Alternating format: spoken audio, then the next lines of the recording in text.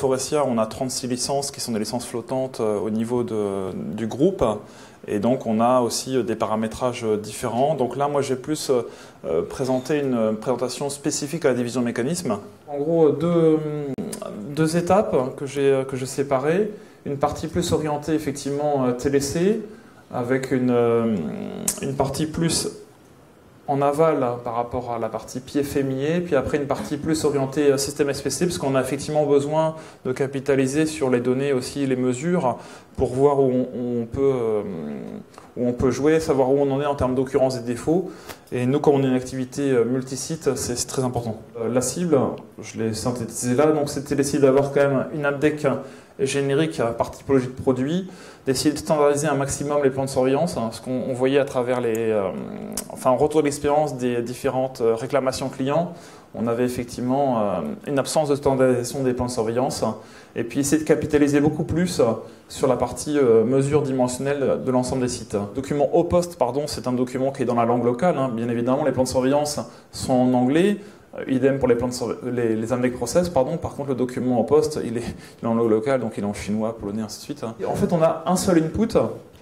Donc, on est aussi, comme vous, avec un système de tableau, et donc un tableau unique, qui, par contre, nous permet d'imprimer des supports différents. Donc, des supports type plan de surveillance en communication client, et des supports, on va dire, plus avec des images associées à vocation d'être utilisées par les usines. D'accord ? Sachant qu'aussi, puisqu'on a abordé les questions relatives aux librairies, nos librairies sont standardisées. Donc personne n'a les accès, ils peuvent juste sélectionner les librairies. Moi je reste administrateur aussi pour l'instant, donc effectivement c'est moi qui les fais évoluer, mais elles sont traduites dans toutes les langues, donc français, anglais, polonais, chinois, ainsi de suite. Nécessité d'avoir une visibilité multi-projet. Parce qu'effectivement le top management, je veux dire un responsable méthode, lui, il n'a pas qu'un projet, il peut en avoir une trentaine. Donc à un moment donné, ce qui l'intéresse, c'est de savoir globalement comment il se situe sur l'ensemble de ses études. Et ce qui est intéressant, c'est qu'ici, en fait, c'était une photo statique. C'est-à-dire qu'à un moment donné, c'est lorsqu'on générait une évolution d'indice qu'on avait effectivement une visibilité de là où on en était. Et on n'est pas obligé de générer des synthèses pour savoir exactement où on se situe. Donc ça, c'est intéressant, c'est qu'à un moment donné, quand on consulte, quand on demande l'état de l'art de l'avancement des projets, des études, effectivement, ça peut prendre une dizaine de secondes, mais malgré tout, c'est une vision dynamique. C'est vraiment une vision du dernier état de l'art de la cotation de l'ensemble des projets qu'on a maillés. On a un tableau relatif au plan de surveillance qu'on voit ici, donc qui est en lien, les éléments sont maillés, ce qui fait qu'à un moment donné, quand on intègre des caractéristiques produits, quand on les traite pour les gérer en termes de défaillance, elles sont automatiquement aussi intégrées dans la partie plan de surveillance. Un tableau de gestion des caractéristiques, donc ce qu'on appelle chez nous la KPC list, c'est un management en fait des caractéristiques critiques. Donc là, on maille toutes les informations qui sont issues de la partie cotation AppDeck. On rappelle donc ce que ça nous a permis en fait d'améliorer. Ce que j'ai présenté, c'est vraiment un temps de management des modifications qui est vraiment amélioré. Donc j'ai mis par 3, mais je pense que c'est beaucoup plus, parce qu'effectivement on a un seul input, alors qu'avant on avait une gestion qualité, méthode, ainsi de suite.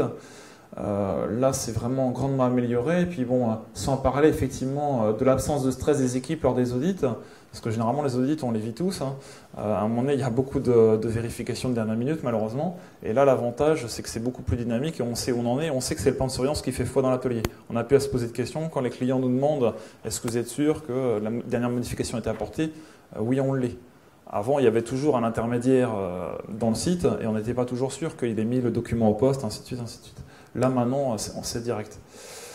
Voilà, donc aussi, ce qui était amélioré, c'est le plan de convergence vis-à-vis du client. La partie dashboard performance pour le management. Donc là, ça permet effectivement que l'outil TDC soit utilisé à différents niveaux en communication. Et puis, bien évidemment, la partie SPC. Donc là, c'est immense, le gain associé.